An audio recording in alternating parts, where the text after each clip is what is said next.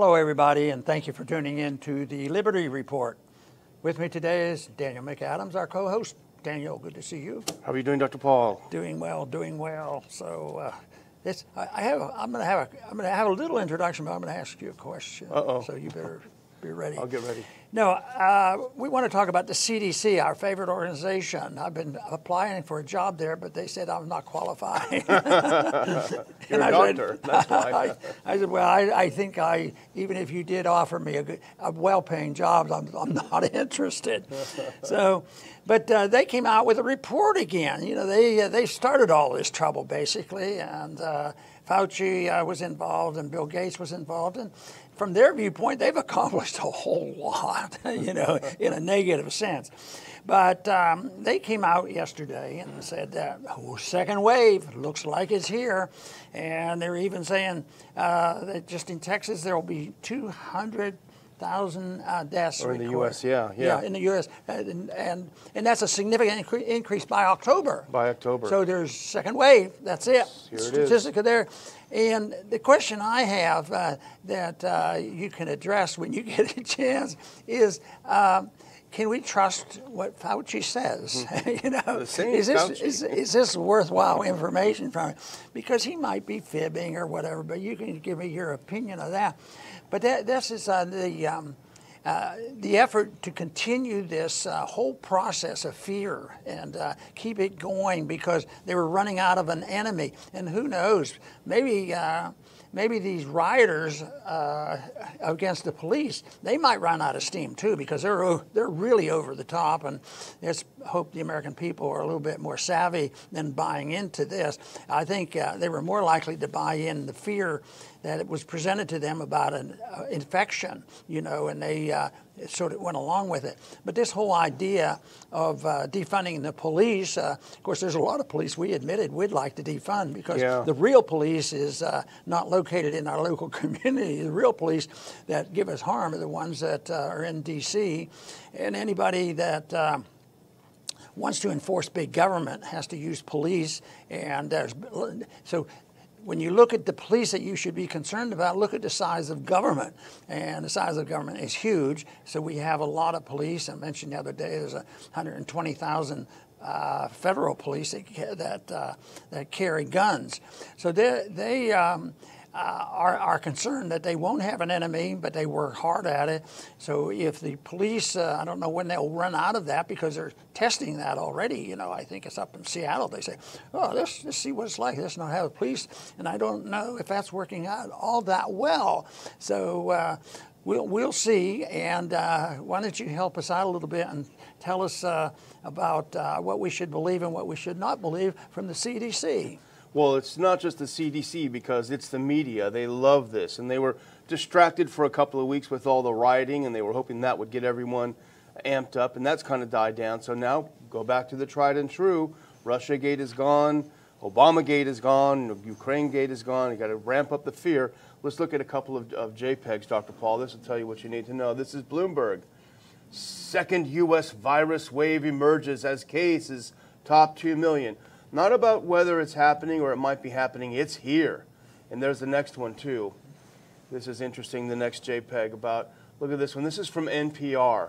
U.S. hits 2 million coronavirus cases as many states see a surge of patients. And if you look at this for a second, that's a real propaganda picture because you have this very alarmist headline over a picture of some normal people on their bicycle going about their lives. Welcome back, we're now open, they're in front of a restaurant. And the juxtaposition of this alarmist title with people enjoying themselves, I don't think is an accident, Dr. Paul. I think they're letting you know, in a not so subtle way, hey, you better not be out there enjoying yourself. You better not be having fun. But here's something from the Bloomberg piece, which is the first one. It turns up the fear. Early on, up, above the fold, a second wave of coronavirus is emerging in the U.S., raising alarms as new infections push the overall count past 2 million Americans. So it's happening. But then you kind of scroll down, as you scroll down these articles, you start getting a little bit more truth. You scroll down past the fear propaganda. In Georgia, where hair salons, tattoo parlors, and gyms have been operating for a month and a half, case numbers have plateaued, which means this. flummoxing experts. The experts are flummoxed. How dare you not be having more cases and more deaths? There's also, curiously, no spikes in states where they've had massive protests and looting because, of course, corona does not attack looters or rioters, as we well know. You know, the former director, Commissioner FDA, Scott Gottlieb, spoke out.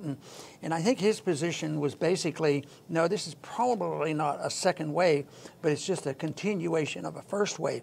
I'm not sure that they know exactly what they're talking about, because I've never been convinced exactly how you measure first waves and second waves, and maybe the statisticians have a way of doing it. The big thing is it should be just boiled down how many people are sick and need a doctor and why, and keep out of politics. Once it gets politicized, distorted, like you point out, by the media, you know, there's a lot of confusion, and then there's ulterior motives, there's secondary motives, and they use it to have, you know, maybe move their agenda. And there's a lot of people out there, especially when it came to this police business.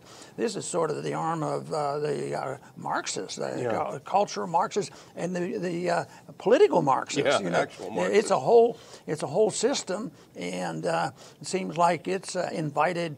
You know, this whole idea of, well, we're going to change the system, and if we don't like to make a point that there's bad people out there and they've been around for a long time, we'll just tear down their monuments. We won't have it because we only want perfect people who are dedicated to peace and prosperity and helping people and freedom and liberty. No, anybody who comes close, they're one of the first ones to get knocked down. Over. Yeah, it's true.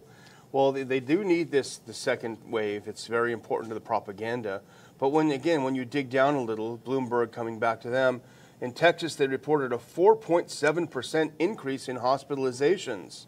Wow, 4.7% increase. As you said yesterday, how do they know these aren't people who have had their surgeries put off, who've had to have knee replacements or chemotherapy? It doesn't say. And interestingly enough, this next one, if you look at New York Times JPEG, second wave NYT, this is what the New York Times, this is the graphics they put in an article where they're talking about new spikes in the second wave. Does that look like a second wave, Dr. Paul? It looks kind of like that first wave is dying out. Now, of course, we may be wrong. It's always possible. But the headlines, again, don't match the statistics. And what's interesting, in Florida, which has opened up to a degree, its health department said that it attributes the increase in cases, that's one of the spike states that they're talking about. It attributes the increase in cases to, quote, greatly expanded efforts in testing, while noting that the positivity rates remain very low, around 5.5%. So that's when you dig down into these articles. More testing equals more cases, that's just logic, but the rate of positivity is actually reducing. Yeah, and I think the people recognize this too. I think the average person now think it's less dangerous than they were told, and they want to come out of hibernation. They want to get out, and lo and behold, just give them a chance, and before you know it, they take their mask off before they were told they were allowed, and it's just happening. But the other thing is that there was an overreaction to the fear-mongering, and they said that, you know, caused financial problems and economic, and it did. It added a lot of trouble to it. But like I've said many times, the basic flaw there is the distortion by our Federal Reserve and the malinvestment and all these other things trying to make a correction. But nevertheless, when the stock market goes down, they have to be very cautious. When it was having this pseudo recovery that we just had a few weeks ago, they said, oh, well, maybe we can back off a little bit because we want to get away from this. But now the market is down again. The market's down over 1,000 points today, and they sort of need to keep this going, and they need to, keep scaring people. And when they do that, they're reacting to the market because right now they don't need that. So, managing two issues that are supposed to scare the people, it gets a little bit difficult because there's too many players involved. There's economic players and bank and politicians, and it gets a little bit confusing. So it might help us in the sense of they're so confused, the American people are starting to realize that they're getting confusing information, and they themselves are sick and tired of it all. And the governors, they've even been expressing they're getting tired of this too, Yeah. and even the bad ones. But I think the complications have overwhelmed them, and they're backing down, and they're not getting ready to jump on the bandwagon and say second wave. Let's go put the sanctions back on. Yeah. That would even discredit them even more so. But that's exactly what Fauci is doing. He said second wave. Can we restore a little bit of sanity here? We want you in your houses again. Yeah, you know? yeah.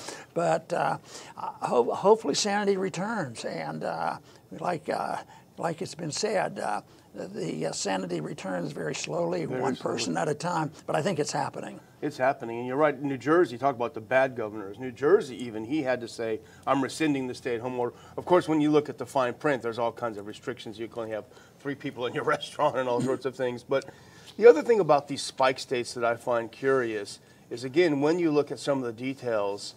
What the headlines say and what actually is occurring doesn't really go together very well. And in fact, if we have that next, here's an interesting thing. California is one of the spike states, we're told. And actually, let's go to the next one if you don't mind. California is one of the next one after that, please. Spike states, and this is interesting because California, as you know, is one of the first states to lock down everything. Everything was locked down. Now it's opened up a little bit, some of it by force, because people were not going to stay away from the beaches. So what happened?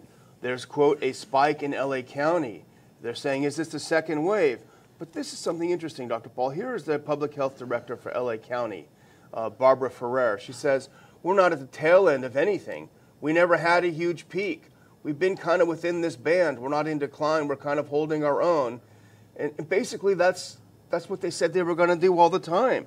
They didn't have a peak, and then it's coming back again. They basically, when they say flatten the curve, it just lengthened the amount of time that the normal thing would happen, which is that people would get infected with this disease, get over it, and then pass on the immunity, et cetera, et cetera. So it's pretty interesting when you look at beyond the headlines about the spikes. Well, you know, Texas got in the news because of this spike. You Yeah. know, some of the numbers were showing the tremendous number of new cases, but I think our governor has learned a lesson. You know, he's sort of saying, yeah, we don't have to go back on any more of these regulations, and we got to get back to work. And he also said that you know, we still have to do all those very important things, but these hot spots have been around, but they're gimmicks. Now, even in Texas, the hot spots are nursing homes, jails, and also in the meat packing plant. So, yeah, I mean, that's sort of, they've been around. It's almost like if this, I have to be careful what I say, because if I compare the coronavirus to a cold virus, he's belittling it. This is a severe cold virus. Yeah. But that's what happens, and some people, when they work closely with people over the years, if you have a bad cold or you don't want to be exposed, that sometimes people just back off from it. But I know this is worse than that, but the principle's about the same.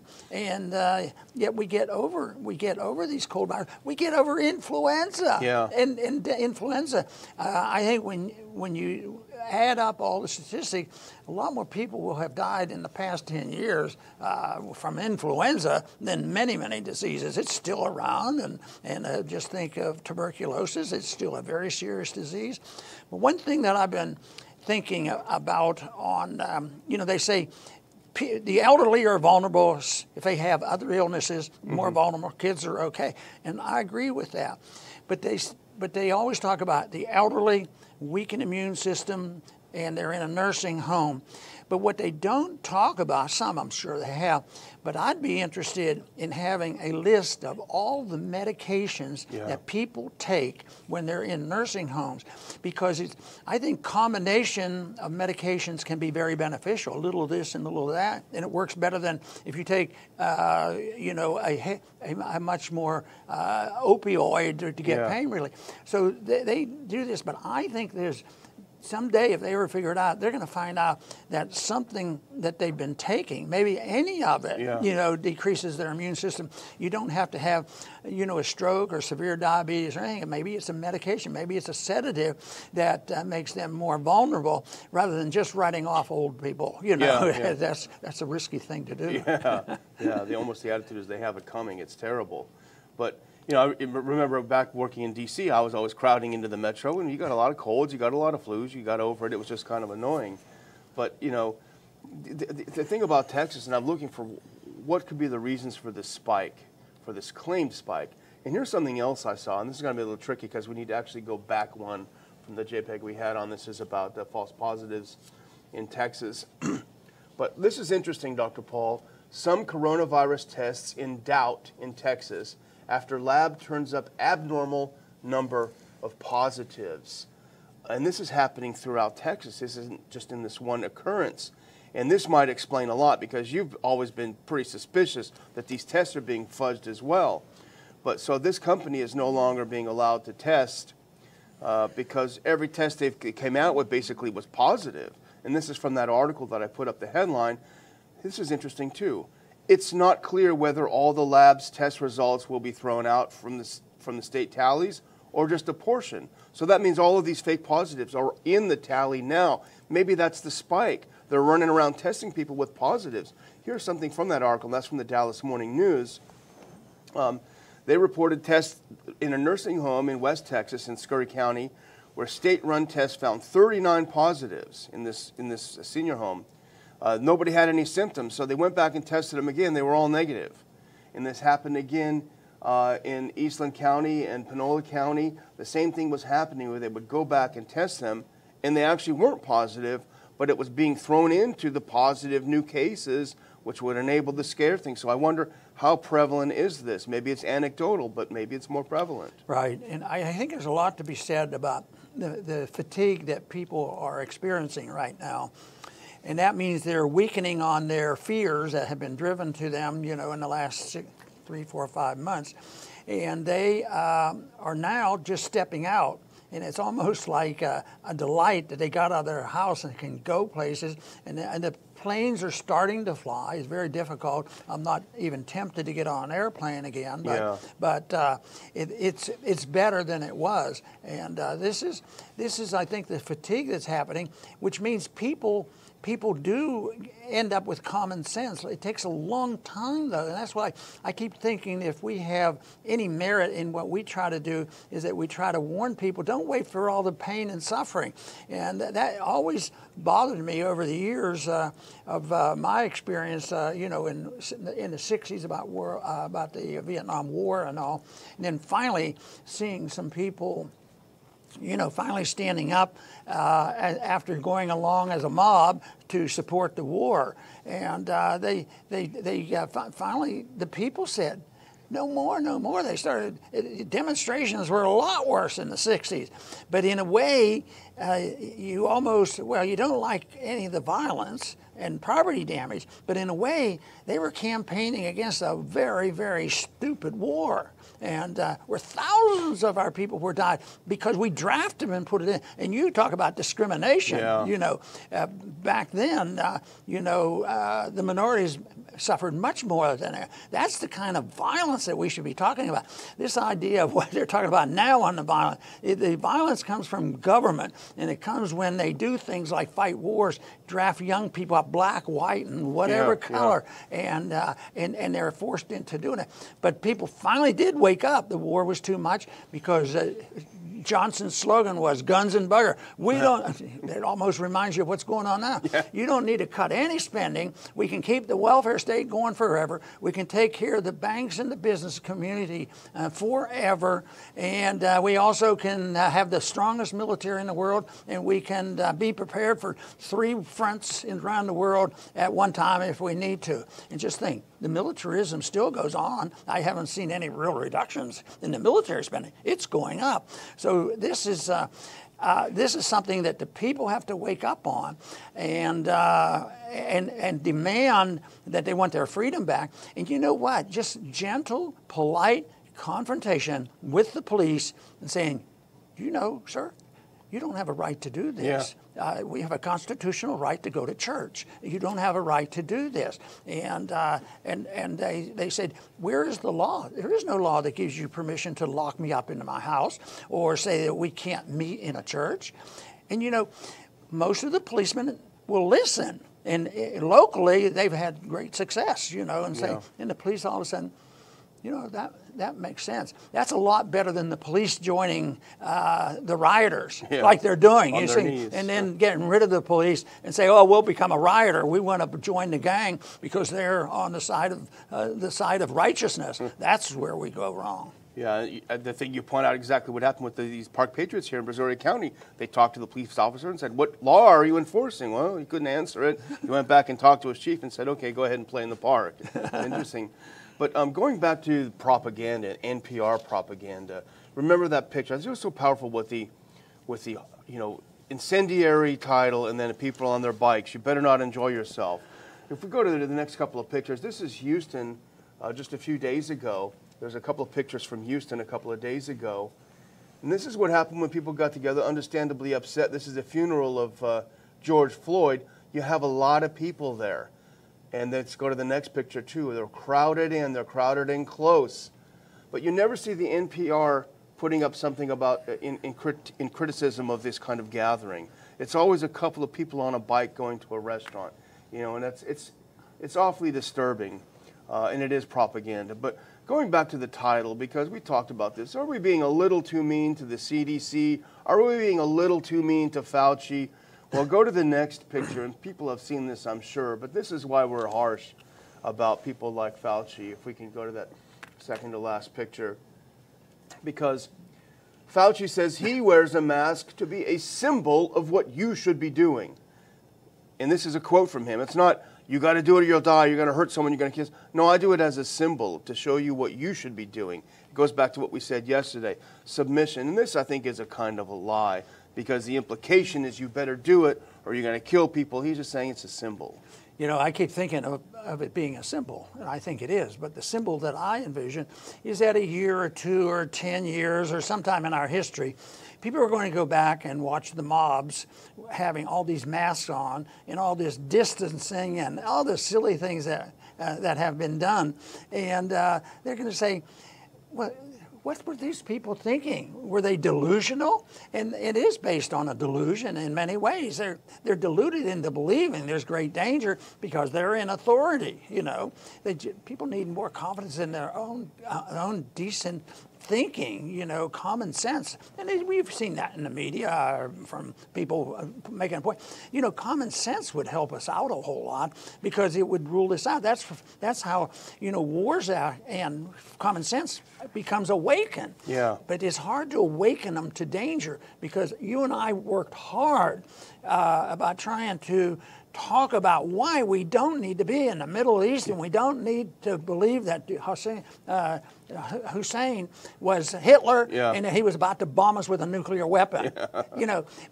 But it didn't happen. Mainly, what did we have to contend with? A monopolized media and the zombies in Congress who said we need to do it because we're threatened our liberty. We need to protect our constitutional freedom. We need to send the troops over there. A few people may die, but they're there to protect our liberties. That always made me ill that they were going over there. They lose their lives or their limbs, and they're protecting our liberties. And look at it, we're less free and poorer. And nothing was achieved by that. Yeah. Well, I'm going to do, since it's Thursday, I'm going to bring back my segment of Villain of the Week. And this time it's personal, but it also goes with what we're saying.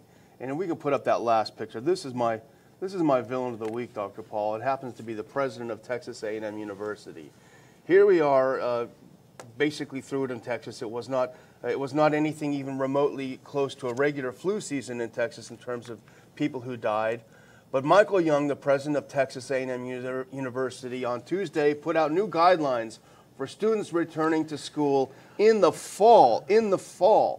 One of the guidelines, you must wear a face mask at all times. All individuals, faculty, staff, students, and visitors in all indoor areas and outdoor spaces where there's not enough room to have 6 feet between you. And if you've ever been on the campus there, it's almost impossible. It's packed full of kids. It's 80,000 people. I don't know how many thousand people. You have to have at least 3 face coverings that you can use throughout the week to begin each day with a new face covering. The policy will be granted on a case-by-case. So over and over, and what they're going to have is they have a task force. And here's how it was done actually in our local college, I've heard. They have a task force that goes into classes 2 or 3 times per class period just checking to see if everyone has a mask on. If you don't, they point you out and say, put it on. So they're going to go through disrupting these classes and doing it. This is really awful. It's really terrible. It's terrible for the students. It's terrible for freedom. It's a terrible lesson. And I think one of the things, when Hidalgo up in Harris County said everyone wear a mask, Greg Abbott, to his credit, said, no way. We're not going to enforce this. You've stepped over. It's a bridge too far. It would be nice if Abbott took a look at this horrible policy at A&M and said, this is a state university. No, this is not going to fly. Let's hope so. Let's hope so. A lot of people ask the question, how did this all get started? How did we get this far along and all of a sudden see the economy collapsing, coronaviruses, street riots, and police under attack? How did it all happen? Is it just sort of a few bad apples stirred up the trouble and the people go along and there's too much go along stuff? It's not exactly that way. It's much more understandable because I think all this activity reflects an attitude. It's an attitude that's been pervasive, not in the last 6 months, not in the last year, not under President Trump, not under Obama, but the universities have been infested with a terrible, terrible virus of authoritarianism, and it probably started wholesale in the Depression. And the universities were taken over, and that is where the real violence is organized. And they sit back and write these papers and tell people why they have to do certain things, and they end up, really end up hating America's liberty, and they organize. So what people are doing now is a reflection of what they heard their professors say. And sometimes you think some of the conservative universities should be a little better than that, but it's all except for the few. And of course, it's available, but it's the education and its ideas that people endorse. This is one of the reasons that for long term that I think it's important is that people consider alternative education. Yeah, there's a lot of questions. Do we want to go back to the public schools and things? Some people don't have much of a choice. But basically, there's alternatives available. There's private schooling, there's homeschooling available that will teach something else other than what those liberal Marxist-type professors teach in about 90% or more of the schools. And that is where the tragedy is. That's where it started. But yes, we'll deal with the individual issues of coronavirus and police brutality and these things like this as a particular issue. But overall, it's the authoritarianism that is preached and indoctrinating a whole society through our university system, almost all of them paid by taxpayers' funding. There are very few very private schools, and if you can pick out 6 of them, guess what? They don't take any government money.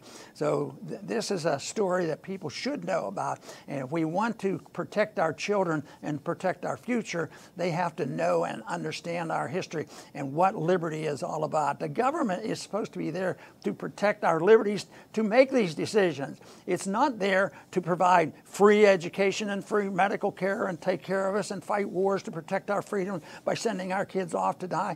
That is not the purpose of government. And our government is out of control. And now our civil operations now, it's out of control too. There's civil strife in this country. And when you take an oath to obey the Constitution against enemies, foreign, yes, we should. We don't want to invade it. And domestic, that's where we better pay attention to, because it's the domestic terrorisms that, and their thinking process that come out of our university that is a real problem to us.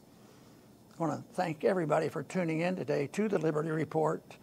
Please return soon.